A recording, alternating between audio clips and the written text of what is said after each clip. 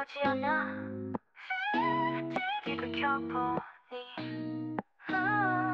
노란 바다에 세 개의 파도가 날 반기네.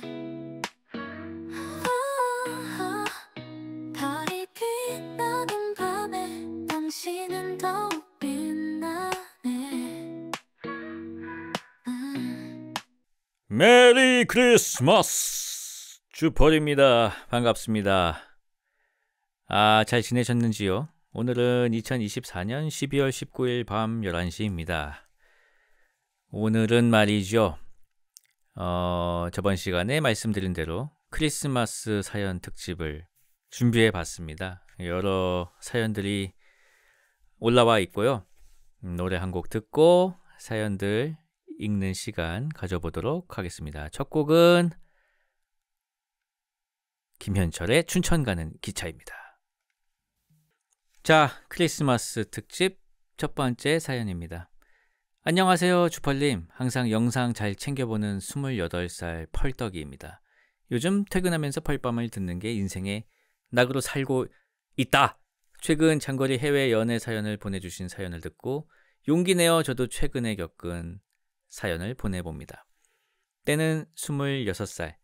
큰 수술로 한 달 정도 입원하면서 새로운 꿈을 도전하기 위해 백수 기간을 가지던 중, 평소에 열심히 하던 온라인 게임 하던 중 친구가 새로운 뉴비라면서 디스코드 채널에 전 여자친구를 초대하여 인연이 시작되었습니다.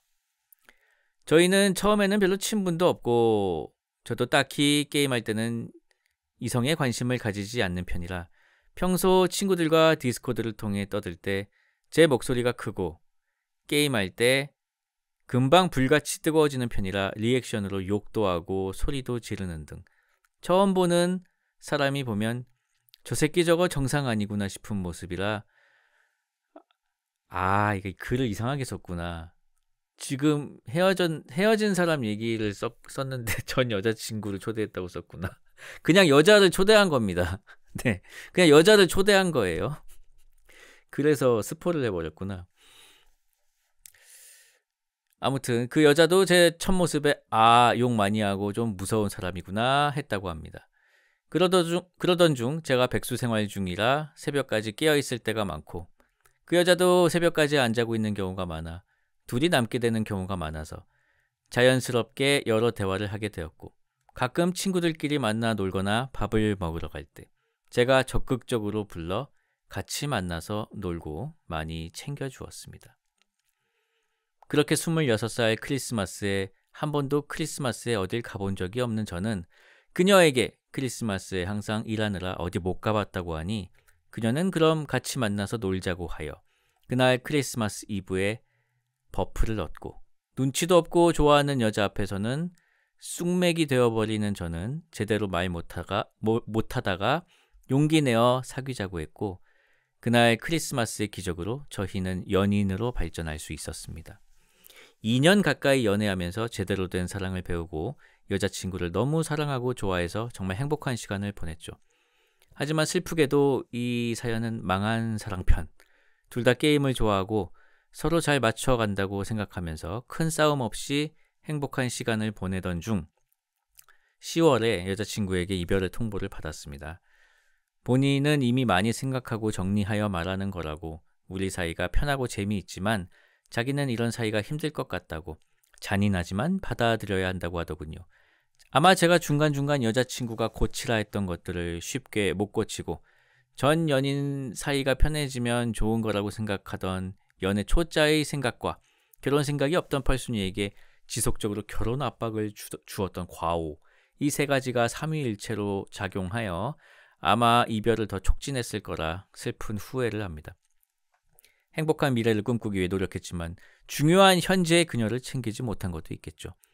주펄님을 같이 좋아하는 친한 친구가 많이 힘들면 너도 펄밤에 사연을 보내보라고 한번 보내면 조금은 마음이 편해질 수 있다며 추천했지만 연애 이야기를 사람들이 많이 듣는 라디오 사연으로 보내는 게 상대방이 기분이 나쁠 수도 있을 거라 생각해 거절하다가 장거리 해외 사연을 보내주신 분의 사연을 듣고 저도 생각을 정리하고 조금은 사연을 풀면서 답답한 마음을 풀고 싶은 생각에 용기 내서 사연을 적습니다.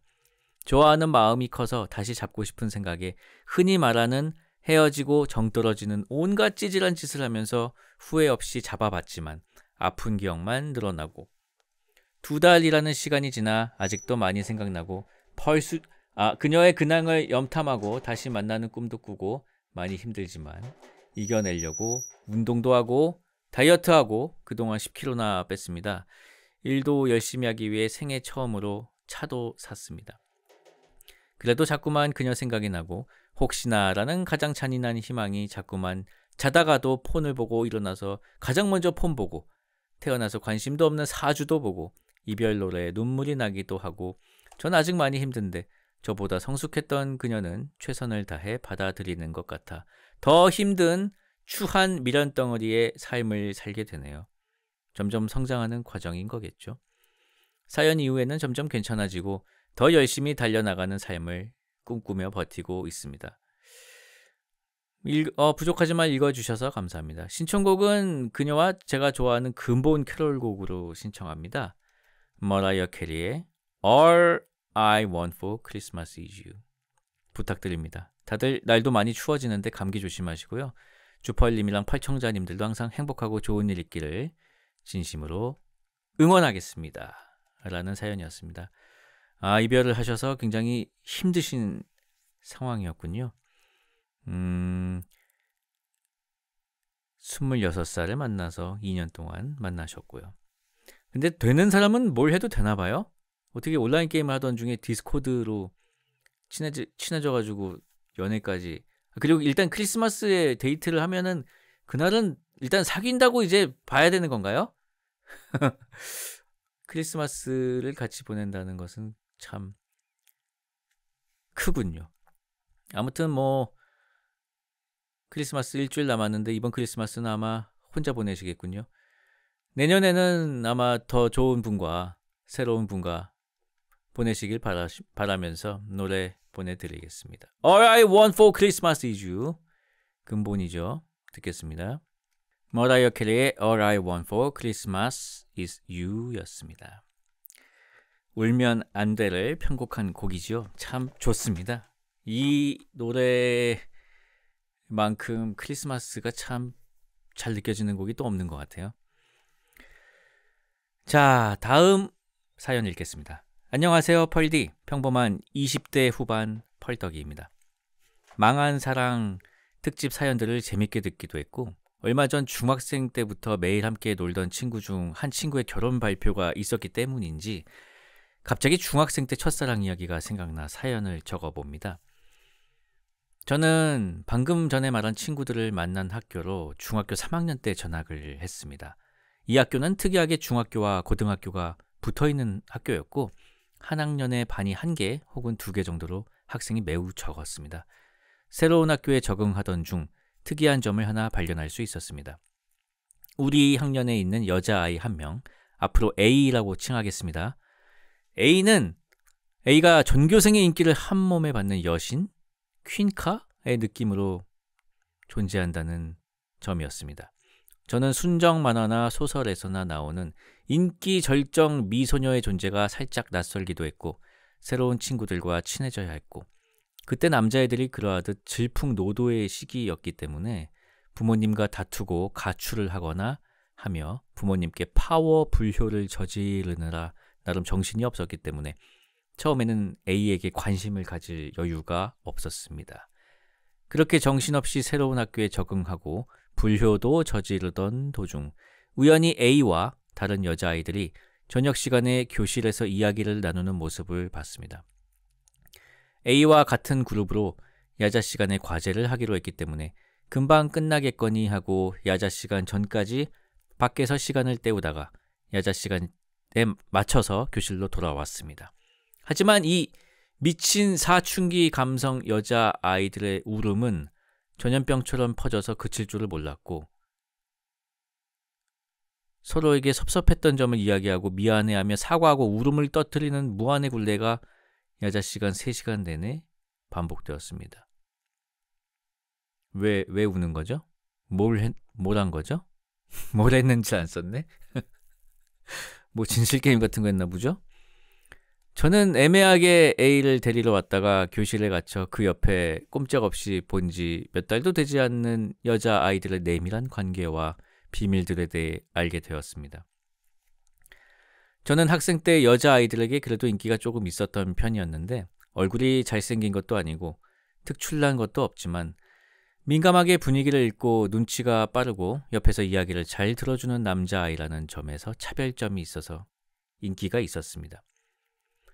이 자리에서 저는 애매한 포지션에 불편한 자리에 껴 있었지만 최대한 이야기를 들어주고 위로해주고 휴지 챙겨주고 배고플까봐 빵 몇 봉지를 사서 울던 여자아이들에게 주었습니다. 이때 A와 같이 있던 여자아이들은 여기서 들은 말들은 절대 누설하지 말라고 입막음을 하는 동시에 저에게 오랜 시간 동안 이야기를 들어주어서 고맙다고 했습니다. 그렇게 어느 정도 같은 학년 여자아이들에게도 어느 정도 호감작에 성공했고 남자아이들과는 당시 신문물이었던 롤을 같이 하며 나름 학교에 적응해 나가고 있었습니다. A와는 야자 시간에 있던 일도 있고 영어 그룹 과제도 같이 하며 점점 친해졌고 이후에 다른 과목에서도 같은 조를 하거나 방과 후에 설빙을 가거나 하면서 더 가까워졌습니다. 저는 당시에 자연스럽게 거리가 가까워진 A에게 호감을 가지게 되었으나 A는 전교생이 마치 여신처럼 받들던 존재였고 교칙도 원칙적으로는 학생 간의 연애가 금지였기 때문에 A와 특별한 관계가 될 수 있을 거라고는 생각하지 않았습니다.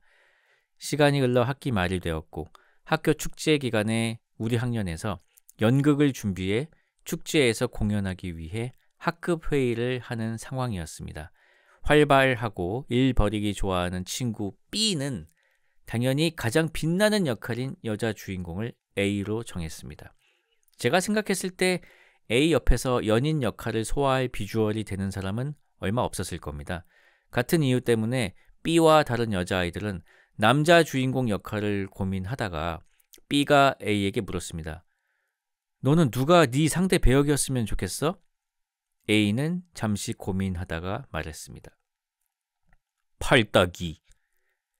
구석에서 남자친구들과 다른 짓을 하며 회의에 참여하고 있지 않던 저에게 수많은 시선이 꽂히며 여자아이들의 뭐야 하는 놀림과 함께 제 팔자에 없는 남자 주인공 역할로 낙점되었습니다. 놀랍게도 처음 든 생각은 A와 연인 역할로 연극을 해서 떨린다, 설렌다라는 마음보다 연극 준비로 끌려가면은 방과 후에 롤을 못하겠네? 라는 생각이었습니다. 롤이란 게임이 딱 역할이 정해져 있어가지고 5명이 한 몸처럼 움직여야 하는 건데 이거 한 명이 빠지면 안 되는데 라는 생각을 했던 것 같습니다. 지금 돌이켜보면 무친놈 같습니다. 그날 이후로는 축제날까지 연극 준비로 매일 야자가 없는 날에도 학교에 남아 연극 준비를 했습니다. B는 연극을 하며 자극적인 스토리와 연기를 원했고 제 기억으로는 A의 볼에 제가 뽀뽀하는 장면까지 억지로 구겨 넣었습니다. 지금 생각하면 참 감사하군요. 그땐 B 친구가 참 미웠는데 말이죠. A와는 같이 붙어 있었기 때문에 이야기할 시간이 많아 좋긴 했지만 연극 내에서의 역할이나 연기가 의식되어 서로 어색하기도 했던 시간이었습니다. 축제의 날이 되고 저희 학년의 공연 차례가 다가왔고 A와 저는 크리스마스에 데이트를 하는 연인 역할로 무대에서 연기를 했습니다. 무대에 A와 팔짱을 끼고 올라가는 순간부터 관객석에서는 수많은 야유와 탄성, 깍깍대는 소리가 들려왔습니다. 이 관객석의 리액션은 A와 연극을 하며 스킨십을 하는 연기를 할 때마다 반복되었습니다. 사실 저는 제가 연극을 어떻게 했는지도 잘 기억이 안 납니다. 그냥 무대에서 내려왔을 때 B를 비롯한 친구들이 너무 잘했다고 미쳤다고 했던 기억만 납니다. 썩 유쾌하지만은 않았던 것만 기억납니다. 사실 이 이후에 A와 살짝 관계가 어색해진 느낌도 묘하게 들어 마음도 편치 않았습니다. 축제 후 겨울방학 전 A는 중학교와 고등학교가 같이 있던 우리 학교에서 고등학교를 진학하지 않고 다른 고등학교로 전학 갈 것이라고 이야기하더군요.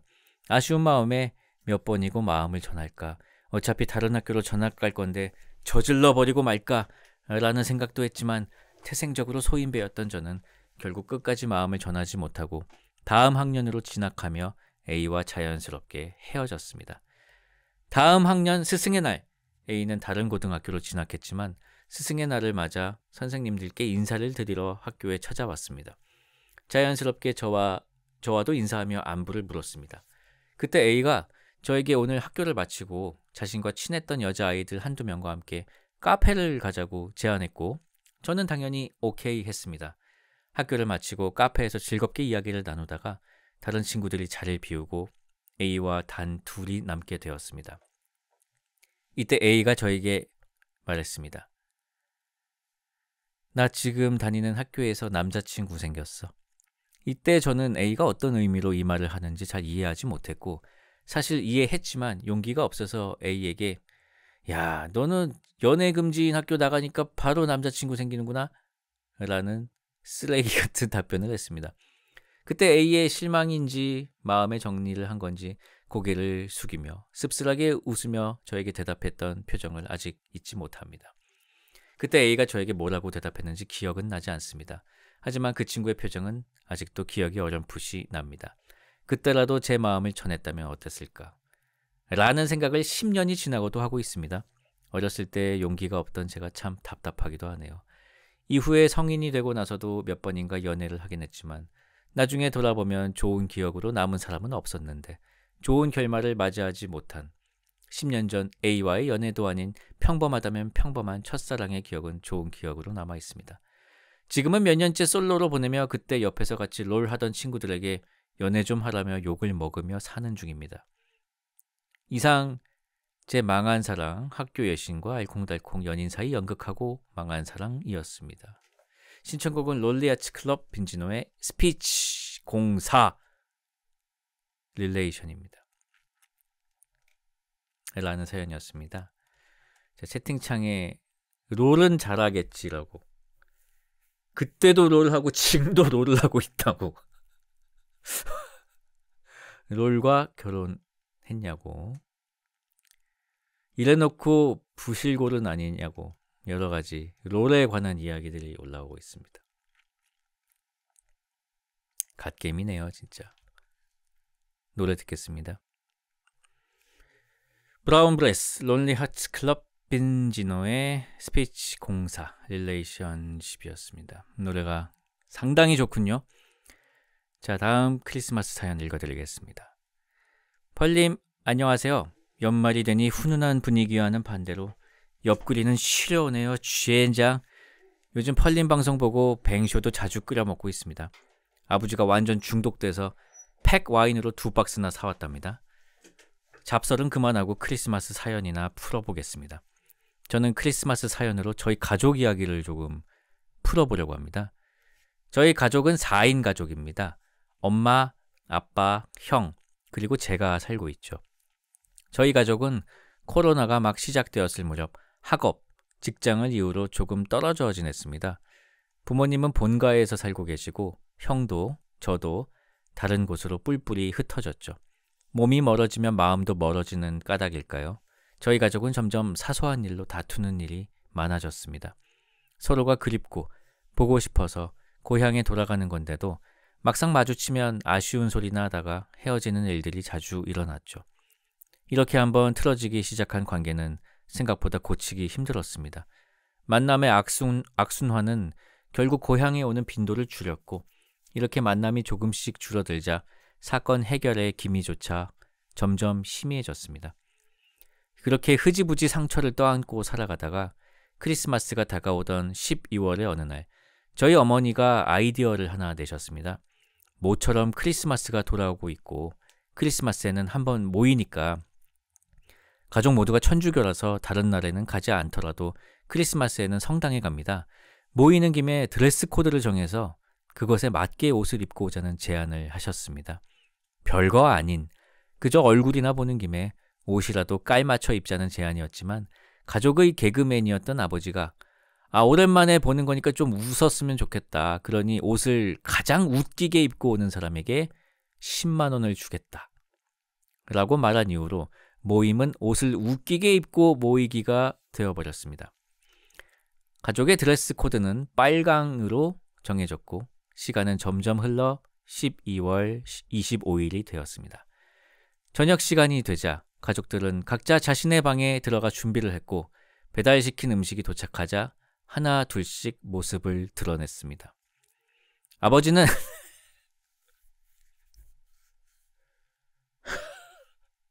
아버지는 빨간 내복 상하의에 빨간 양말만 신고 오셨고 형은 산타 복장에 수염, 저는 빨간 비니에 빨간 목도리, 거기에 얼굴에는 하얀 선크림을 바르고 빨간 광대코를 달고 나타났습니다. 모두가 서로를 견제하며 내가 1등일 거야 라고 생각하던 그때 어머니가 등장했고 저희는 모두 자지러지고 말았습니다. 어머니는 어디에서 구하셨는지 눈 구멍만 2개가 뚫린 빨간 발라클라바를 쓰고 한 손에는 비비탄 권총을 들고 나타나셨습니다. 등장과 함께 돈 내놔를 외치셨고 저희는 모두 패배를 인정했습니다. 그 이후로는 화기애애한 분위기 덕분이었는지 이야기도 많이 나누고 서운했던 일도 말하는 시간을 보내고 그 모습으로 서운했던 일을 말했다고요? 덕분에 가족관계도 다시 호전되었답니다. 그 이후로는 크리스마스마다 그해 팬톤에서 발표한 올해의 색에 맞추어 옷을 입고 모이곤 합니다. 올해의 색은 살구색에 가까운 색인 피치 퍼즈라고 하니 이번 크리스마스에는 살구색 스타킹으로 온몸을 감싸고 가야겠습니다. 최대한 기억에 나는 대로 적으려다 보니 뭔가 두서없이 쓴 것 같아 죄송합니다. 뭔가 얼렁뚱땅 진행된 것 같긴 한데 저희 가족이 원래 웃기는 거 좋아하는 가족이라 이런 일도 할 수 있었던 것 같습니다. 신청곡은 아버지가 좋아하시는 그룹 웸의 Last Christmas 틀어줘잉. 모두들 즐거운 크리스마스 보내십시오. 추신 무친 글 쓰던 중에 크리스마스 특집 시작했잖음. 크리스마스 전에 펄밤 한번 더 하시나요? 라는 사연이었습니다. 방금 올라온 건가 봐요. 웸의 Last Christmas 듣겠습니다. 웸의 라스트 크리스마스였습니다. 정말 유쾌한 가족 사연이었죠. 올해 대회도 정말 기대가 됩니다. 살구색이면은 굳이 옷을 입을 필요가 없지 않을까라는 생각도 들지만 자, 다음 사연 읽어드리겠습니다. 안녕하세요 펄디, 펄밤 애청자 펄순이입니다. 크리스마스 사연을 받는다고 하셔서 매년 이맘때면 떠오르는 저의 추억을 올려볼까 합니다. 때는 2016년 제가 21살이었을 때 크리스마스 이브에 있었던 일입니다. 당시에 저는 휴학 후 열심히 알바를 해서 무려 50일 동안 혼자 유럽으로 여행을 떠났습니다. 여자 혼자 가는 것이 겁이 나서 가기 전날에는 부모님을 붙잡고 울기도 했었더랬죠. 다행히 무사히 출국하여 영국, 벨기에, 독일, 프라하, 헝가리, 이탈리아를 거쳐 크리스마스 이브에 프랑스 파리에 도착했습니다. 낭만적인 파리에서 보내는 크리스마스 이브라니 상상만 해도 로맨틱하지만 크리스마스는 서양의 명절이잖아요. 혼자서는 아무래도 적적할 것 같아서 동행을 구하기로 했습니다. 마침 페이스북 여행 커뮤니티에서 크리스마스 파티 동행을 구하고 있었고 저를 포함해 20명 남짓 한국인 여행자들이 모였습니다. 그간 동행을 구해서 다니긴 했지만 오랜만에 한국인들이 여럿 모이니 한국에 돌아간 듯한 정겨움이 묻어났습니다. 저희는 큰 술집에 모여서 각자의 여행 이야기를 나누며 즐겁게 파티를 했습니다. 저희 테이블에 있던 분들이 저랑 코드가 잘 맞아서 참 다행이었죠. 그리고 술집에서는 유쾌한 웨이터가 저희를 맞아주었는데요. 친절하기도 했지만 노홍철 아저씨처럼 엄청난 에너지를 소유한 분이었습니다. 파리에서 만나기 어려운 친절함이라 저희는 금방 친해졌습니다. 웨이터와 이런저런 이야기를 하다가 사흘 뒤에 저의 생일이라고 말씀을 드리자 그는 잠시 후 푸딩에 초를 꽂고 생일 축하 노래를 부르며 등장했습니다. 먼 동쪽 나라에서 온 저의 생일을 미리 축하해 주기 위해서 말이죠. 덕분에 그날 처음 만난 한국인 동행들도 모두 노래를 부르며 조금 이른 저의 생일 파티를 해주었습니다. 낯선 외국인에게 이런 이벤트를 해주다니 나는 과연 누군가에게 생각지 못한 감동이 된 적이 있을까요?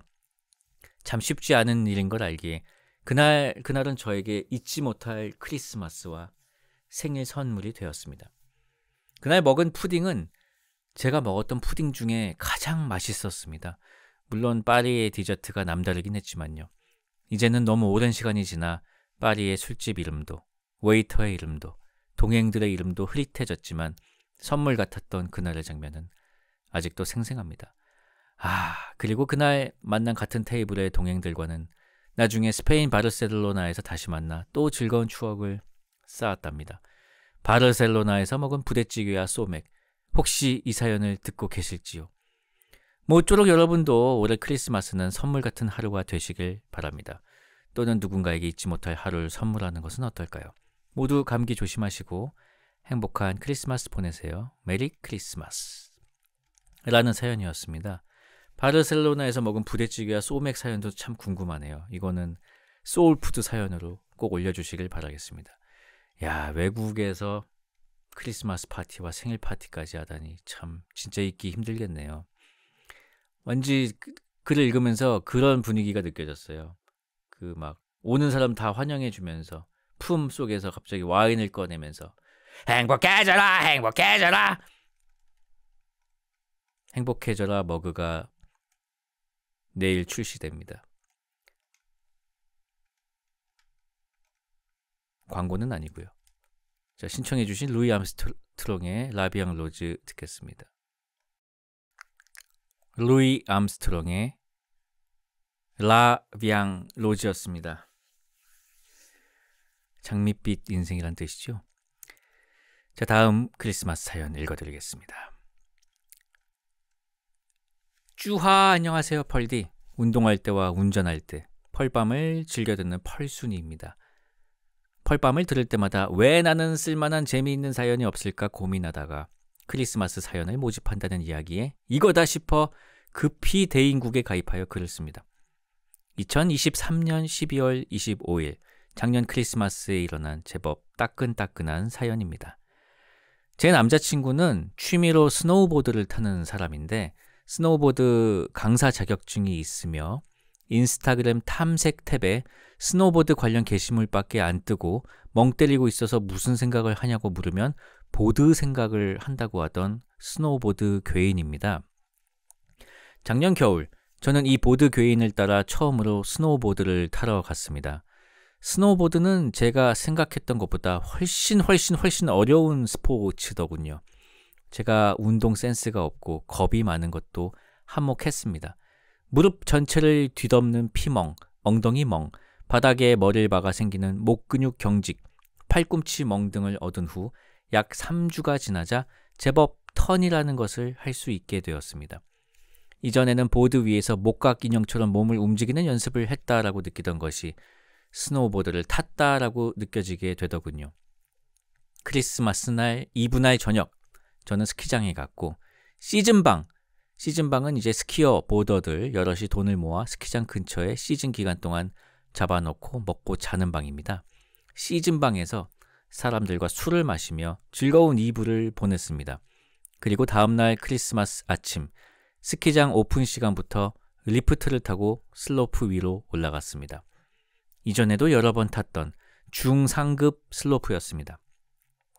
지금 생각해보면 몇 가지 징조가 있었던 것 같습니다. 당시 저는 독감에서 회복한 지가 얼마 되지 않았었고 콘택트 렌즈를 가져오는 것을 깜빡하여 안경을 쓴 채 고글을 쓰려다가 김이 너무 서려 결국 맨눈! 참고로 제 동체 시력은 -2입니다. 맨눈 위에 고글을 써야 했으며 아침부터 눈보라가 심하게 몰아쳐 시야가 굉장히 흐릿한 날이었습니다. 제법 실력이 늘었다고 생각했기 때문에 초보자 턴 공식대로가 아닌 제 감대로 즐기며 보드를 타보고 싶어 속도를 냈고 뒤에서 남자친구는 속도를 줄이라고 2번 소리를 질렀습니다. 그리고 남자친구가 3번째로 속도 줄여! 라고 외쳤을 때 눈이 뭉쳐있는 바닥에 달리던 스노우보드가 턱 걸렸고 제 몸은 붕 날아가 슬로프 위에 그대로 내동댕이 쳐졌습니다. TMI, 보드 타는 분들은 아시겠지만 토턴 중에 역 엣지가 걸린 상황이었습니다. 반사적으로 저는 손을 뻗어 바닥을 짚었고 팔꿈치에서 우드득 소리가 나더군요. 그 소리를 듣자마자 0.1초 만에 좆됐다는 것을 깨달았습니다. 바닥에 처진 저는 팔을 짚고 몸을 일으키려 했으나 팔을 짚기는커녕 몸을 단 1cm만 움직여도 팔이 비명을 질렀습니다. 무슨 느낌이었는고 하니 나뭇가지를 손으로 부러뜨리면 부러진 단면이 깔끔하지 않고 뾰족뾰족하게 부러지잖아요. 그 뾰족하게 부러진 뼈 조각들이 팔 속에서 근육을 마구 찌르고 있는 느낌이었습니다. 매우 끔찍한 고통이었어요. 이후로는 꽤 힘든 시간이었습니다. 페트롤을 불러 환자 이송용 썰매를 타고 내려가는데도 고통이 심해 숨이 가빠왔고, 집과 가까운 응급실로 가기 위해 강원도에서 경기도로 오는 길은 차가 막혔고, 경기도의 한 대학병원 응급실에서 겨우 엑스레이 하나 찍기 위해 2시간가량 대기하는 동안 너무 아파서 식은땀이 줄줄 흐르고 어지럽고 숨이 차더라고요. 결과적으로 팔꿈치 위쪽 상완골이 대각선으로 쫙 부러져 철심을 박는 수술을 하게 되었습니다. 그리고 제 남자친구는 소식을 듣고 급히 병원으로 뛰어온 저희 부모님과 첫 대면을 하게 되었어요. 제가 수술에 필요한 검사들을 하러 자리를 비운 동안 남자친구는 제 부모님께 죄송합니다 라고 했고, 저희 부모님은 아니에요, 저희 애가 좀 둔해요 라고 답하셨다네요. 그렇게 다음날 아침 바로 수술을 하고 2주간 입원을 해서 1월 1일 새해까지 병원에서 맞게 되었습니다. 그리고 제 팔에는 20cm가량의 긴 흉터가 남았어요. 정말 잊을 수 없는 크리스마스였습니다. 그리고 1년이 지난 지금 남자친구와 저는 어떻게 되었냐고요?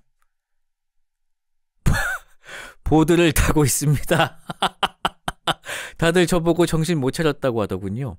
물론 보드를 다시 타는 게 못마땅한 남자친구와 오랜 실랑이가 있었지만 결국은 최대한 조심히 실력 성장보다는 안 다치고 타는 것에 초점을 두고 타기로 하고 열심히 즐기고 있답니다. 부디 이번 시즌은 무사히 타고 돌아올 수 있도록 주펄님도 화이팅을 외쳐주시면 감사하겠습니다. 그럼 쭈바! 아참, 신청곡은 병원에 입원했을 때 너무 심심해서 매일같이 봤던 미드, 빅토리어스의 오프닝곡 Make It Shine입니다. 자, 채팅창에 팔 하나가 더 남았다고. 팔 하나 더 남았다. 도파민에 묻힌 사람. 다리는 남았다. 어떻게 보면 그것도 사랑의 형태가 아닐까요? 라는 좋은 댓글도 있긴 있네요. 자, 아직 한 팔 남았다. 자, 부디 조심히 타시고요. 그 남자친구보다 이제 더한 보드 교인이 되셨군요. 남자친구가 참 걱정도 되지만 아주 조금은 뿌듯한 느낌도 있겠네요. 자, Make It Shine 듣겠습니다. 빅토리아 캐스트의 Make It Shine이었습니다. 빅토리우스 테마곡이었습니다. 왠지 보드장에서 들으면 정말 신날 것 같은 음악이긴 합니다. 뭔가 청춘 영화, 청춘 드라마 메인 테마 같은 느낌이 들었어요. 부디 안전하게 타시길 바라고요. 다음 사연 읽어드리겠습니다. 펄디, 안녕하십니까? 펄밤을 주로 가족 드라이브할 때 애청하는 펄떡이입니다. 특히 초등학교 1학년 아들이 펄밤 사연을 엄청 재밌어 하는데요. 한 번은 아들한테 주펄님 사진을 보여줬는데 자기는 목소리만 들었을 때는 머리숱이 많고 곱슬머리인 아저씨인 줄 알았다고 하더군요. 각설하고 펄밤 청취자분들께서 보내주시는 재밌는 사연을 듣다가 저도 문득 1년 전 있었던 일이 생각나서 사연을 올려봅니다. 작년 이맘때 저희 가족은 연말에 우리도 좋은 데 한번 가보자 하는 생각에 큰맘 먹고 서울 3대 호텔 뷔페 중 하나라고 하는 S호텔에 예약을 했습니다. 그때는 마침 크리스마스에 임박한 시점이라 평소보다도 가격이 몇만 원은 더 비싸던 시기였습니다만 언제 또 가보겠냐는 생각에 눈 딱 감고 예약을 했습니다. 그리고 기다리던 예약일이 되어 저와 와이프는 설레는 마음으로 호텔로 향했습니다. 예약 시간보다 몇 시간 일찍 호텔에 도착한 저희는 근처에 있는 교보문고로 가서 시간을 보내기로 했습니다. 그리고 교보문고에 가서 이것저것 구경을 하던 그때 갑자기 배에 가스가 찬 듯 더부룩해짐을 느꼈습니다. 그러다가 점점 심해져서 서 있기도 힘든 상황이 되어 한동안 의자에 앉아 있으면서 아까 점심을 잘못 먹었나 하는 생각을 하며 상태가 좋아지기를 바랬습니다. 이후 시간이 다 되어 호텔로 돌아가면서 가스 활명수를 사 먹기도 했지만 상황은 나아지지 않았습니다.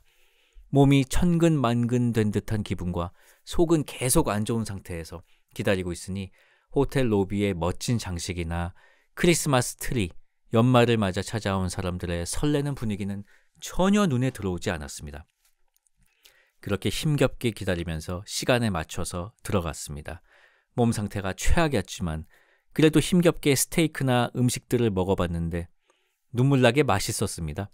하지만 결국 저는 얼마 먹지도 못하고 포크를 내려놓을 수밖에 없었습니다. 그래도 와이프랑 아이는 맛있게 먹어서 가장으로서 기분은 좋았습니다. 그리고 저는 집에 도착하여 바로 뻗어버렸고 다음 날에는 몸살 기운까지 온 듯했지만 K 직장인이기에 쉬지 않고 출근을 강행했습니다. 하지만 출근 후에도 계속 몸이 좋지 않아 병원에 갔는데 병원에서는 코로나일 수도 있지만 지금 검사하면 양성이 안 나올 수도 있어서 하루 정도 더 있다가 검사를 받아보라 하더군요. 그래서 저는 그날 근무를 마치고 결국 다음날 휴가를 쓰고 집 앞에 병원에 가서 코로나 검사를 하고 수액도 맞았습니다. 저는 코로나 시국에도 코로나를 걸려본 적이 없었습니다. 심지어 와이프가 걸렸을 때도 저와 아들은 코로나에 걸리지 않았었습니다. 그래서 도대체 코로나는 어떻게 걸리는 걸까 궁금했었고 아픈 사람들을 보면서 그 정도로 아픈가? 의아하기도 했습니다. 그런데 그런 제가 코로나에 걸린 것입니다. 뒷북 중에 뒷북 코로나에 걸려서 뷔페에 가서도 얼마 먹지도 못한 채 돈만 날렸던 것입니다.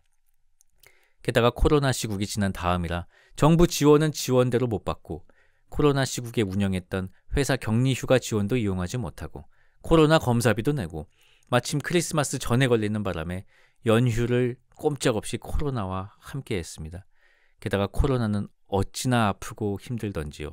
어느 날에는 밤에 잠을 청하면 다리에 불편한 감각이 들면서 손발을 움직여줘야 하는 하지 불안 증후군 같은 증상이 나타나기도 하여 30분 이상 잠에 들지 못하는 날이 있기도 했습니다. 그렇게 지옥 같았던 크리스마스 연휴가 지나고 몸도 회복했지만 이 글을 쓰면서 다시 그때의 기억을 되돌아보니 정말 힘들었던 시간이었던 것 같습니다. 그나마 위안은 저희 아들은 유일하게 코로나에 걸리지 않았다는 점입니다. 여튼 이렇게 제 기준에서는 쌉소네였다고 생각하는 사연을 올려봅니다. 끝으로 주펄님을 포함한 펄밤 청취자분들 모두 안전하고 건강한 연말 연시 보내시길 바라면서 신청곡은 레미제라블 OST Do You Hear the People Sing 신청해봅니다. 라는 사연이었습니다. 아유 고생하셨습니다. 뒤늦게 걸리셨군요.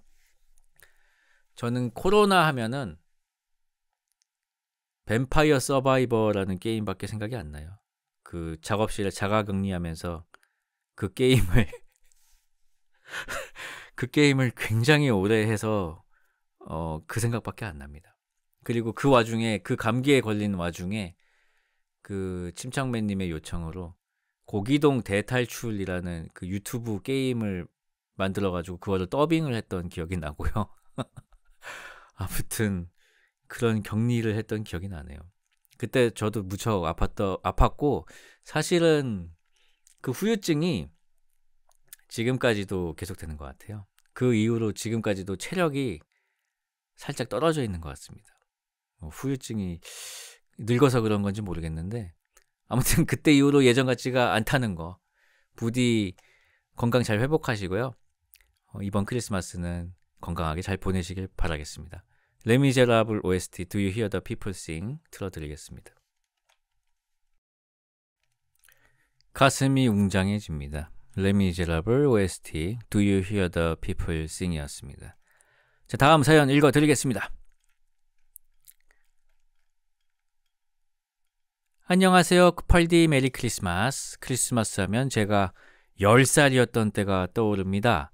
저에게는 아래로 2명의 남동생이 있는데 한 명은 연년생이고 막내는 7살 터울이 납니다. 저희 집 막내가 3살이었을 무렵 당시 육겐도라는 전대물이 아주 유행이었죠. 저희 형제는 모두 육겐도에 미쳐 있었습니다. 이윽고 크리스마스가 다가왔고 저희는 한국의 전통 관습에 따라 산타 할아버지께 받고 싶은 선물을 정했습니다. 저와 둘째가 뭘 적었는지는 기억이 안 나지만 막내는 유겐도 장난감 칼을 받고 싶어 했습니다. 저희는 부푼 마음을 안고 받고 싶은 장난감들을 종이에 넣어 양말 안에 넣어두었죠. 그리고 그날 저녁 저는 어머니께서 유겐도 장난감 칼을 사서 들어오시는 걸 목격하게 됩니다. 물론 당시 성숙했던 저는 산타 할아버지 대신 산타 어머니께서 저희의 소원을 들어주신다는 사실을 알고 있었습니다. 그래서 어머니가 유겐도 장난감 칼을 사오시는 걸 봐도 충격을 받지는 않았습니다. 오히려 엄청난 흥분과 기대감에 들떴습니다. 막내가 크리스마스 선물로 유겐도 장난감 칼을 받으면 대체 어떤 반응을 보여줄까? 어머니께서는 몹시 흥분한 저를 보며 막내한테는 비밀다이 하고 하셨습니다. 아마 어머니께서도 크리스마스 당일 아침에 선물을 받고 기뻐하는 막내의 얼굴을 보고 싶었겠죠. 장난감 칼을 처음 목격한 게 저녁 8시쯤이었으니 크리스마스 아침까지 남은 시간은 12시간 정도. 10살 꼬맹이였던 저에게 12시간은 너무도 긴 시간이었을까요? 저는 1시간도 지나지 않아 막내에게 이렇게 말했습니다. 창고에 유겐도 장난감 칼 있다? 그 이야기를 듣고 막내의 반응이 어땠었는지 기억은 안 납니다. 그런데 확실한 건 제가 이야기에 그치지 않고 창고까지 막내를 데려가서 유겐도 장난감 칼을 보여주었다는 겁니다. 그리고 다음날 아침 어머니는 들뜬 마음이셨을 겁니다. 유겐도 장난감 칼을 보고 기뻐하는 막내의 표정을 기대하셨겠죠. 그러나 여러분이 예상했듯이 이미 전날에 장난감 스포일러, 산타의 비밀을 모두 알아버린 막내의 반응은 시큰둥할 수밖에 없었습니다. 어머니는 막내의 반응을 보자마자 절 보시더니 네가 알려줬나? 라고 하셨습니다. 그리고 순수했던 저는 라고 대답했습니다. 그리고 그날은 기억이 더 떠오르지 않습니다. 아마 대차게 혼났던 걸로 예상합니다. 예, 혼날만 했죠. 벌써 10년이 넘은 추억입니다. 여전히 저희 어머니께서는 서프라이즈 선물을 좋아하시고 저희 막내는 그날의 여파 때문인지 모든 것에 시큰둥해졌습니다. 이런 가족 꽤 즐거울지도. 신청곡은 부활의 비밀로 하겠습니다. 그럼 펄떡이 분들 모두 메리 크리스마스 라는 사연이었습니다. 스포 에반데 부활의 비밀이었습니다. 곡 제목은 비밀입니다. 더 물어보지 마세요. 비밀이니까요. 자, 다음 사연 읽어드리겠습니다. 자, 크리스마스 기념 소소한 고민 사연입니다. 안녕하세요. 아직도 6살인 12월생 첫째 아들과 2살 딸을 키우고 있는 엄마입니다. 다가오는 크리스마스를 맞아 산타클로스 할아버지께 어떤 선물을 받고 싶은지 아이들의 마음을 살짝 떠보는 작업을 하고 있습니다. 첫째에게 작년까지 유치원에서 산타 선물을 받았지만 올해부터는 산타클로스가 집에 있는 트리 아래에 선물을 두고 간다고 이야기해 주었습니다. 그런데 나이 차이가 많이 나는 오빠를 둔 죄로 둘째는 이미 선생님이 산타 분장을 한다는 것을 알았어요. 그래서 둘째에게는 미취학 아이들만 산타의 부탁으로 선생님이 대신 선물을 주는 거야 라고 둘러댔죠. 그런데 앞불싸 둘째가 다니는 어린이집에서 아이들에게 책 이외에 다른 선물은 전달하지 않는다라는 안내문이 온 겁니다. 그래서 저는 부랴부랴 둘째에게 올해부터는 산타 법이 바뀌어서 너도 이제 트리 밑에 선물을 두고 간대 라고 납득시켜야 했답니다. 둘째는 남매 중 가장 먼저 선물을 골랐고 들뜬 마음으로 기대 중이어서 실망시킬 수가 없었어요. 아이들이 말을 안 들을 때는 우는 아이에게는 선물을 안 준다는 산타 노래를 부르며 12월 특권을 한껏 누리고 있어요. 그렇게 크리스마스 열기가 가득한 요즘 여기서 제 고민이 들어갑니다잉. 첫째 생일이 크리스마스 나흘 뒤라 매년 선물 고르기가 쉽지 않아요. 아이가 늘 장난감을 원해서 장난감을 2개씩 사게 되는 경우가 많았어요. 저는 선물 중 하나를 아이에게 꼭 필요한 것으로 사주고 싶거든요. 예를 들어 장난감 외에 운동화 같은 실용적인 것을요. 일단 아이에게 산타클로스가 꼭 장난감만 주는 건 아니야. 초등학생이 됐으니까 너한테 필요한 선물을 줄 수도 있대 라고 슬쩍 밑밥을 깔아두긴 했습니다. 하지만 아이는 역시나 약간 실망했어요. 이게 제 욕심일까요? 아마 이 글이 읽힐 때쯤이면 이미 선물은 다 구매해서 나눠줬겠죠. 산타가 베란다로 온다고 말하자 둘째는 우와 하고 외쳤고 첫째도 덩달아 신나서 좋아했어요. 그런데 첫째는 아직도 산타의 존재를 정말 믿는 것인지 아니면 믿어주는 척하는 건지 헷갈리네요. 어김없이 찾아온 아이들과의 크리스마스 점점 기대가 됩니다. 신랑과 함께 즐거운 추억 만들고 싶어요.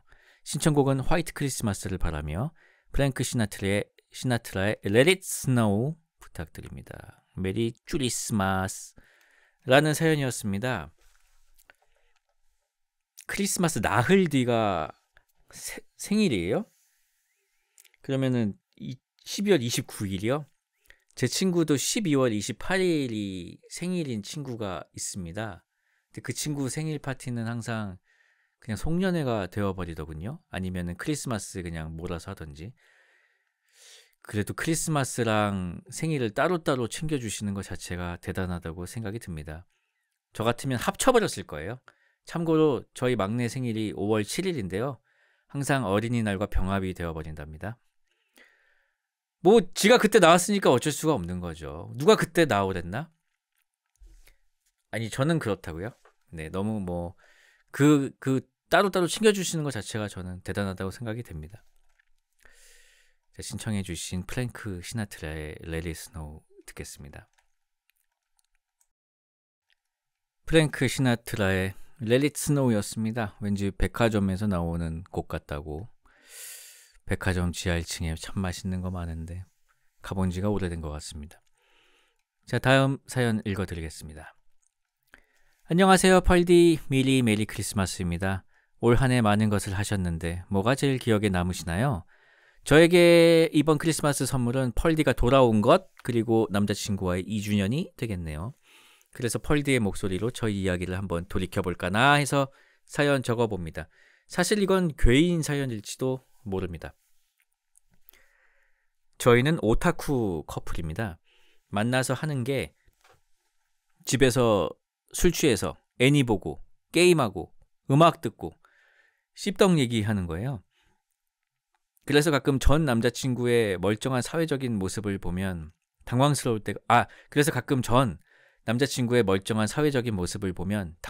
때가 있어요. 아, 맞다. 저랬었지. 이런. 저희가 최대로 빠져있는 IP 중 하나는 원신입니다. 매일매일 1일 퀘스트를 숙제처럼 끝내고 이벤트와 게임 공식 방송을 챙겨보고 오프라인 이벤트까지 열심히 찾아다녔던 시기가 있었습니다. 모든 게임이 그렇듯 원신도 게임을 켜면 오프닝으로 특유의 신성한 노래가 나와요. 저희는 빠져있는 기간 동안 매일 그 노래를 들은 거죠. 무의식 속에 각인되었다고 생각하시면 될 것 같아요. 어느 날 같이 차를 타고 가다가 원신 얘기를 하고 있었어요. 동시에 무의식적으로 오프닝 곡을 같이 불렀습니다. 참고로 이 노래는 가사가 없고 신성하기만 합니다. 를 조용히 그리고 신성하게 같이 3초 불렀던 것 같아요. 그 이후로 저희는 잠깐 정적이 흘렀습니다. 제가 먼저 말했어요. 우리 이거 다시는 같이 부르지 말자. 너무 씹덕 같았어요. 저희가 둘밖에 없는 차 안이었는데 정말 씹덕 같아서 아직도 생각하니까 소름이 오소소 돋네요. 동족 혐오인지 자괴감인지 둘 다인지? 이후로 저희는 다신 그 노래 같이 안 부릅니다. 여전히 저희는 같이 씹덕물을 소비하고 저의 강요로 남자친구와 코스프레도 하고 니케나 스텔라 블레이드를 하면서 엉덩이 플러스 알파를 보고 있는 남자친구를 뒀지만 그때가 가장 메타인지적으로 잠깐 혐오를 느꼈던 순간인 것 같아요. 그래도 매번 느끼지만 취미와 취향을 공유할 수 있는 연인을 둔 게 가장 저에게 크리스마스 같은 일이 아닌가 생각이 들어 괴인 사연이자 크리스마스 사연 한번 남겨봅니다. 사실 노래를 모르시는 상태에서 들으시면 감이 안 올 수도 있어요. 그래서 신청곡으로 남깁니다. 호요 믹스의 드림 에어리아. 다 같이 잠깐 티바트의 여행자가 되어보아요. 광고 아닙니다. 저도 이제 원신 안 합니다. 라는 사연이었습니다. 너무 궁금해서 빨리 듣고 싶어요. 어우, 진짜 신성한데요? 노래가 참 좋습니다. 자, 다음 사연 읽어드리겠습니다. 크리스마스의 가장 큰 선물. 안녕하세요, 펄디. 태어나서 사연은 처음 보내봅니다. 이렇게 벌써 한 해가 끝나고 크리스마스가 다가오다니. 저는 한 해의 여러 이벤트와 기념일 가운데에서 크리스마스를 가장 좋아합니다. 어렸을 때부터 그랬습니다. 크리스마스 트리가 반짝반짝 예뻐서였을까요? 길거리에 캐롤 소리가 가득하고 따뜻한 핫초코에 마시멜로 띄어 마시는 몽글몽글한 추억들. 저는 성인인 지금도 1년 내내 크리스마스를 기다립니다. 단순히 곧 크리스마스라는 생각만 해도 기쁨이 가득해지곤 합니다. 그렇게 크리스마스를 잔뜩 좋아하는 저는 4년의 크리스마스를 울적한 기분으로 보냈습니다. 왜냐? 지금부터 그 이야기를 들려드리죠. 22살의 저는 흔히 말해 좋은 대학 가운데 하나에 다니고 있던 대학생이었습니다. 딱히 연애에 목매지도 않았던 저에게 자유분방한 성향의 한 남정네가 눈에 들어왔습니다. 모범생으로 살아왔던 저는 신기한 동물 보는 느낌으로 잔뜩 끌리고 말았고 그 남자와 연애를 시작하게 되었습니다. 전 여친들과 친구로 지내고 제가 하는 연락들을 집착이라 가스라이팅하던 그 남자는 만나는 동안 제가 가장 좋아하는 날이 크리스마스라는 점을 전혀 이해하지 못하는 사람이었습니다. 왜 이렇게 호들갑을 떨어대냐고 말하곤 했습니다. 선물을 받았던 적도 없는데 다만 이 크리스마스라는 날에 느끼는 감정을 함께 나누고 행복한 하루를 보내길 바랐을 뿐이었는데도요. 그래도 전 우울해지기 싫어서 식당을 예약하고 선물도 준비하고 뭐라도 하려고 발악했던 것 같습니다.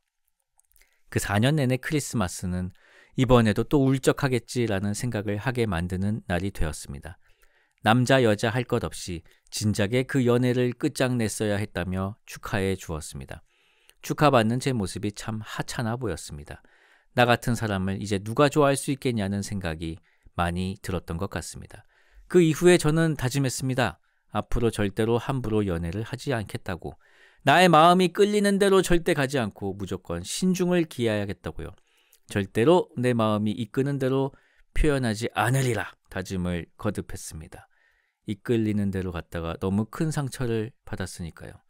그리고 저는 대학원에서 공부만 하는 오랜 나날을 보냈습니다. 그리고 석사 과정을 다니고 있던 저는 또다시 하나의 시련을 맞닥뜨립니다. 어느 선배 하나를 마주하게 된 거예요. 선배는 박사 과정을 다니고 있었는데 조용하고 차분한 사람이었습니다. 얼굴이 잘생겨서인지 똑똑해 보여서인지 순식간에 전 홀라당 넘어가고 말았습니다. 알아갈수록 선배는 참 신중하고 생각이 깊어 보였어요. 그런데 여기에서 마음을 표현하면은 스스로 한 약속을 깨는 꼴이 되니 참고 또 참았습니다. 알아갈수록 나 혼자 삭히면 끝나겠다 싶어서요. 그런데 사람의 마음이 이상하게도 어쩌다 보니 자꾸 선배와 연락을 할 일이 생기게 되더군요. 선배에서 호칭이 오빠로 바뀌었고 오빠와 나누는 대화가 늘어나게 되면서 마음이 자꾸만 커져갔습니다. 계속해서 갈등하면서 이게 맞나? 나는 또 순간의 끌림에 혹해서 큰 상처를 받게 되는 것이 아닐까라는 생각이 많이 들었습니다. 그렇게 연락을 주고받던 어느 날 뜻밖의 한마디를 듣게 되었습니다. 오빠는 내 생일은 12월 25일이야. 생일은 잘 타고나야 해. 축하받기도 힘들어. 라고 말하는 게 아니겠습니까? 아니, 내가 제일 좋아하는 날이 크리스마스인데 내 생일보다 더 좋아하는 게 크리스마스인데 내가 누구보다도 잘 축하해 줄 수 있는데 사실 지금 생각하면 별거 아닐 수도 있거든요. 근데 그때는 그 말이 왜 그렇게나 반가웠는지 모르겠다. 그냥 끌리는 대로 잡아야겠다. 올해 크리스마스에 내가 누구보다도 멋지게 생일 축하해 줘야겠다. 이런 생각을 했던 것 같습니다. 그때부터 전 망설이지 않았습니다. 그렇게 우리는 어느 봄날 둘이서 술 한잔을 하게 되었고 10상여자인 제가 집에 가는 길에 먼저 덥석 손을 잡아 물었습니다. 오빠는 이게 무슨 뜻이냐고 제게 물었습니다. 그렇게 그날은 우리의 1일이 되었습니다. 네, 그렇습니다. 결국 그 크리스마스 한마디에 마음 끌리는 대로 가버린 저는 누구보다도 가장 행복한 크리스마스를 보내는 사람이 되었고 매년 크리스마스에 가장 큰 선물을 받는 사람이 되었답니다. 어쩌면 제 마음을 표현하고 싶은 핑계를 크리스마스에서 찾았을지도 모르지요. 아무렴 어떻습니까? 이렇게 제가 가장 좋아하는 남자의 생일을 N년째 축하해 줄 수 있어서 누구보다도 기쁘고 행복합니다. 긴 사연 들어주셔서 감사하고 모두들 누구보다도 커다란 선물 받는 펄떡이 여러분과 펄디가 되시길 바랍니다. 세상에서 가장 부지런하고 멋진 남자친구야. 내가 생일 제일 축하해. 모두들 메리 크리스마스 라는 사연이었습니다. 축하드립니다. 생일이 아까 전에 크리스마스랑 며칠 차이 안 나서 병합을 한다는 얘기를 했는데 그거는 정말 약과였군요. 정말 12월 25일에 태어나신 분들도 계신다는 걸 깜빡했습니다. 지금 혹시 예수님과 사귀는 게 아니냐는 채팅이 있었습니다. 신청곡이 없군요. 신청곡 제가 직접 불러드리겠습니다. 농담이고요. 얼른 찾아서 제가 틀겠습니다. 생각나는 노래가 하나 있어요. 그 옛날에 2000년에 밀레니엄 캐롤이라는 앨범이 나온 적이 있습니다. 그 여러 가수들이 같이 부른 컴필레이션 앨범이었는데 거기에 김조한 님이 부르신 노래가 있어요. My First Christmas라는 곡인데 그 곡이 가사가 딱 이런 느낌이에요. 이게 영어가 쉬우니까 한번 들어보십시오. 늘 의미 없던 크리스마스였는데 올해는 네가 크리스마스 선물이 되었다. 이런 가사입니다. 힘들다. 자, 잘 들으셨죠? 자, 제가 정말 이 곡을 좋아해가지고 막 따라 불렀던 기억이 납니다. 오랜만에 부르니까 힘드네요. 자, 다음 사연 읽어드리겠습니다. 너무 싫다고요? 근데 어차피 불러봤자 똑같아요. Pretty lights and dressed up trees. 미슬토 아시죠? 미슬토 이 동그랗게 생긴 거. 예, 있습니다. 예. 너무 싫다고요? 죄송합니다. 자, 안녕하세요. 주펄 그리고 펄떡이 여러분. 눈이 켜켜이 쌓이는 지금 나중에 아내에게나 말하지 않을까 했던 기억을 사연으로 적어봅니다. 아버지와 나에 대한 이야기입니다. 무겁게 느껴질 수 있으나 날아가는 눈에 기대어 가벼워지리라 믿습니다. 저의 아버지는 흔히 밖에서만 좋은 사람입니다. 부부싸움은 일상이었고 그걸 지켜보던 어린 시절에 제가 떠오릅니다. 지금 와서 생각해보면 저희 집은 가난했고 또 마음도 빈곤했기에 특별히 크리스마스 선물이라든지 생일 선물을 챙기지 않았습니다. 제 기억에만 없는 걸지도 모르겠네요. 그래서 더 기억에 남는 크리스마스 추억이 있습니다. 그 당시 방과 후 교실에서는 로봇 만들기 수업이 있었습니다. 어머니는 그 수업을 받았던 지인의 집에 찾아가 그 부품들을 받아다가 제게 선물로 주었던 기억이 납니다. 저는 가이드북에 나오는 로봇을 만들고 싶었습니다. 만들어보려 이래저래 노력을 해봤지만 손재주가 부족한 저에게 완성은 어려운 일이었죠. 그래서 아버지에게 도움을 요청했습니다. 버럭 화를 내던 아버지, TV가 더 중요했던 모양입니다. 그렇게 밤까지 아버지 앞에서 그걸 만지작거리다 자러 갔습니다. 다음날 아침, 방문을 열기 전 기대에 차있던 내가 떠오릅니다. 아버지가 그 로봇을 완성시켜놨을 거라는 그런 기대. 혹시나 아침에 완성시키는 건 아닐까 해서 TV 소리가 들리고 밥 먹는 소리가 들렸지만 일부러 자는 척했던 기억이 납니다. 그 기대는 어젯밤 제가 놓고 간 자리 그대로 놓여있는 로봇을 보곤 무참히 깨졌고 그 뒤론 한 번도 그 로봇 세트를 꺼내본 적이 없습니다. 그 아이가 느낀 감정은 지금까지도 큰 상처로 남아있습니다. 아무튼 그랬던 내가 자라 군대에 가게 되었습니다. 군대는 정말로 어려운 장소였습니다. 새벽에 근무를 서다가 안 좋은 선택을 하려던 그때 입대 전 어머니가 지나가듯 말했던 말이 떠올랐습니다. 너희 아빠는 해병대였는데 부모가 한 번도 면회를 오지 않았다. 최전방에 간 큰형과 막내 면회는 잘 갔으면서. 당시엔 그냥 흘러가듯 들었던 그 말이 시간이 흘러 군 시절 나에게 닿았고 그리고는 아버지가 이해가 되었습니다. 아, 그랬을 수 있겠구나. 당신의 인생이라면 그랬을 수 있겠구나 하고 내가 그동안 가졌던 모든 미움과 원망이 사라졌습니다. 거짓말 같을 수 있으나 그 뒤론 군 생활도 잘하고 현재는 아버지와도 잘 지낸답니다. 아버지는 변한 부분이 있지만 비슷합니다. 그럼에도 잘 지냅니다. 그리고 나 자체가 정말로 많은 변화가 있었다는 생각이 듭니다. 20대라는 것이 그렇겠지요. 불안하고 보이지 않는 미래, 쌓이기만 하는 우연의 의미를 해독하려 들지만 해독하지 못한 채로 내리는 눈을 지켜만 봐야 하니까요. 수많은 시간의 층위 속에 사건도 감정도 내 신경을 지배하는 것들 중에서 먼 미래에 내가 기억하는 또 기억할 것은 무엇일까요? 헤어진 연인도, 실망스러운 결과도, 행복한 기억도, 실패의 경험도 모두 사라지겠지요. 그 중에 나도 모르게 터럭같이 남아있는 듯합니다. 그리고 그 터럭이 추운 연말 봄날을 기다리며 입는 점퍼 정도는 될 수 있는 듯합니다. 제가 외우고 사는 시 일부로 마무리하겠습니다. 작은 개야, 오늘 밤은 나와 함께 가자. 다시 컴컴한 어둠 속에서 길을 찾아 집으로 돌아가는 것이었다. 감사합니다. 신청곡은 스팅의 Shape of My Heart입니다. 야, 굉장히 속이 깊으신 사연자분께서 그런 아버지를 또 이해하시는 대인배십니다. 대인배. 정말 대인국 가입돼 있으시죠? 대인국은 여러분을 기다리고 있습니다. 고맙습니다. 스팅의 Shape of My Heart 듣겠습니다. 스팅의 Shape of My Heart였습니다. 다음 사연 읽어드리겠습니다. 메리 쭈리스마스. 안녕하세요, 펄디. 펄디는 산타를 몇 살 때까지 믿으셨나요? 저는 무려 초등학교 4학년까지 산타를 믿었답니다. 꽤 오래 견고하게 지켜온 저의 동심이 깨지게 된 그날은 11살 크리스마스 일주일 전이었습니다. 당시 저희 반에는 성숙하고 키가 큰 분위기를 주도하던 소위 퀸카 같은 여하구가 있었습니다. 평소처럼 등교하여 교실에 들어섰는데 그 친구가 책상에 앉아있고 주변이 왁자지껄했습니다.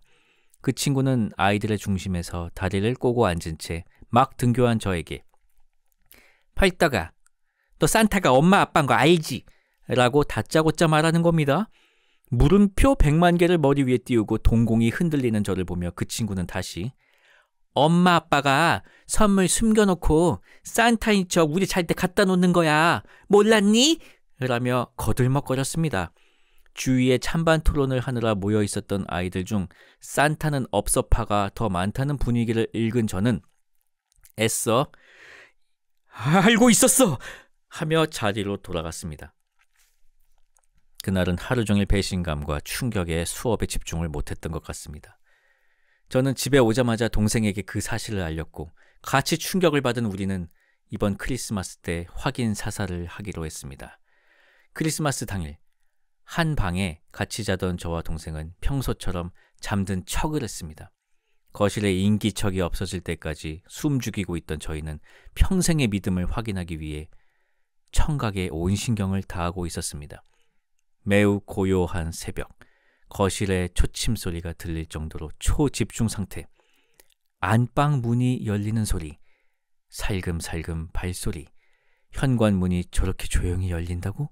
싶었던 소리, 뭔가가 바닥에 끌리는 소리, 아마도 현관문 밖에 선물을 두고 저희가 자는 사이 가져오는 듯 했습니다. 엄마 아빠의 속닥거리는 소리, 다시 안방 문소리. 동생과 저는 눈 한번 마주치고 일단 쏟아지던 잠에 들었습니다. 다음날 크리스마스 당일 매년 하던 일어나자마자 트리로 달려가 선물을 뜯는 행위를 하고 방으로 돌아와 어젯밤 일들이 꿈이 아니었음을 동생과 얘기했습니다. 막상 현실을 직시하고 나니 실망보다는 그럴 줄 알았어. 어쩐지 산타 할아버지가 편지 읽는 걸 본 적이 없는데 원하는 선물을 다 아는 게 이상하다고 생각했어 하며 퍼즐들이 맞춰지는 느낌이었습니다. 그 후 어떻게 됐냐고요? 저와 동생은 저희의 동심 바사삭 사실을 부모님께 알리지 않았습니다.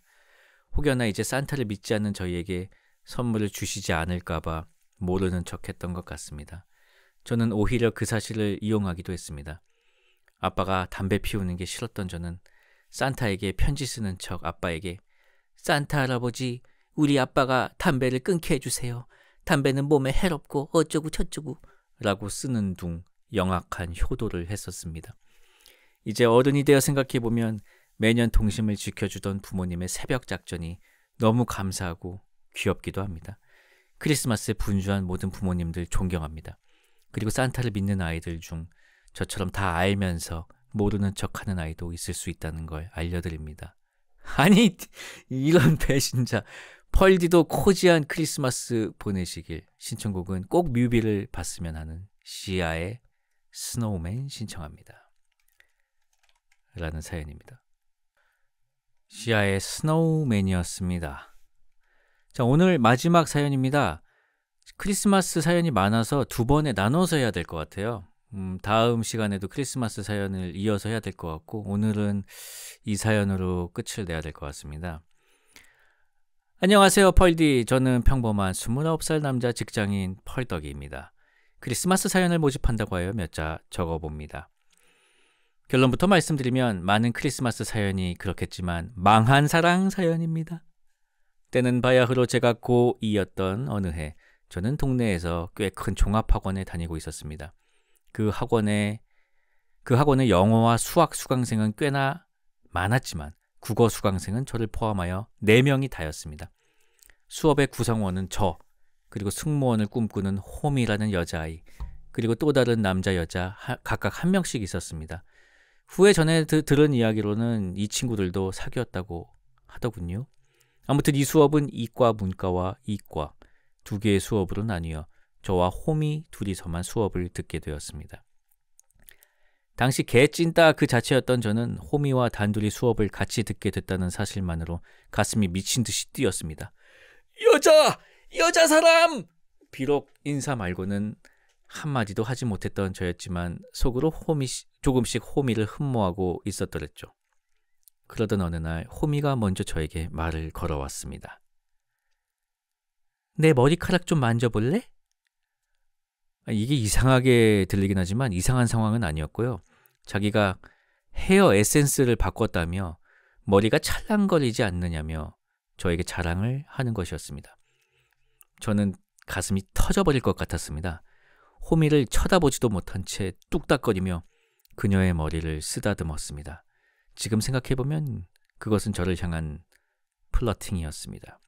며칠 뒤 그녀는 저에게 학원에 좋아하는 사람이 있다며 누군지 맞춰보라더군요. 사실 저는 그때까지만 해도 자존감도 바닥이었고 긴 생머리에 이목구비가 뚜렷해 어여뻤던 그녀가 저를 좋아할 거란 생각은 꿈에도 하지 못한 채 학원 내 모든 남학생들의 이름을 대기 시작했습니다. 병건이? 호민이? 정환이? 다 아니라고? 누구지? 저는 알았습니다. 그건 저였다는 사실을. 저는 혹시 그게 저냐고 물었고 그녀는 붉어진 얼굴로 맞다고 답했습니다.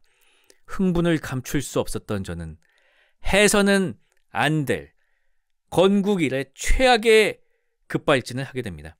일반적으로 썸이라는 과정을 거쳐 연인이 되지 않습니까? 저는 고백을 받은 당일 집으로 가는 셔틀버스 안에서 그녀에게 문자 한 통을 보냈습니다. 호미야, 우리 그냥 사귈래? 나도 네가 너무 좋아. 그녀는 적잖이 당황했지만 이내 그러자고 답해줬습니다. 그녀는 빼빼로데이에 손수 만든 빼빼로를 선물하기도 하고 이런저런 선물을 챙겨주는 좋은 여자친구였습니다. 너무나 행복한 시간이었고 저는 페이스북 여기저기에 자랑해가며 그 겨울을 보내고 있었습니다. 그렇게 시간은 흘러 어느덧 크리스마스 시즌. 저는 여자친구와 함께하는 첫 성탄절을 완벽하게 보내고 싶었습니다. 그래서 저는 제가 생각할 수 있는 최고의 크리스마스를 계획했습니다. 명동 거리에서 캐롤을 들으며 분위기를 느끼는 게 당시 제가 생각할 수 있는 최고의 데이트였고 저는 그 계획을 호미에게 전달했습니다. 그런데 호미는 사람 많은 곳이 싫다며 다른 곳에서 우리끼리 축하하는 게 어떠냐고 물었습니다. 진짜 아무것도 모르는구나. 크리스마스는 명동이지. 저는 그녀의 의견을 완전히 무시한 채 명동 CGV에서 러브 로지라는 영화를 예매했고 그녀도 마지못해 데이트에 나왔습니다. 여러분이 예상하신 것처럼 데이트는 개같이 멸망했습니다. 묻힌 인파로 인해 움직일 수조차 없었고 우리는 그렇게 숨도 쉬지 못한 채 얼레벌레 데이트를 마무리했습니다. 며칠 뒤 그녀는 학업에 집중하고 싶다며 저에게 이별을 고했고 우리는 그날 함께 봤던 영화의 결말처럼 헤어지게 되었습니다. 지금 생각해보면 진짜 묻힌 놈이 따로 없었던 것 같습니다. 사귀는 것도 데이트도 모두 제멋대로였던 저를 짧게나마 좋아해줬던 그녀에게 고맙다는 말을 전하고 싶습니다. 감사합니다. 신청곡은 챗 베이커의 Everything Happens to Me 부탁드립니다. 공부가 너보다 재밌어라고 하지 마세요. 아무튼 연말의 명동은 장난 아니죠. 자, 챗 베이커의 Everything Happens to Me 듣겠습니다. 챗 베이커의 Everything Happens to Me였습니다. 자, 오늘 준비한 사연은 다 읽었고요. 크리스마스 사연으로 크리스마스 전에 한 번 더 읽겠습니다. 그 사이에 며칠 시간이 있으니까요. 혹시 크리스마스와 관련된 사연이 있으시면 네이버 카페 대인국에 가입하셔서 사연과 신청곡 게시판에 써주시면 제가 읽어드리겠습니다. 신청곡도 남겨주시고요. 저는 이만 물러가도록 하겠습니다. 오늘의 마지막 곡은 제가 한번 골라봤습니다. JK 김동욱의 블루 크리스마스입니다. 좋은 밤 되세요.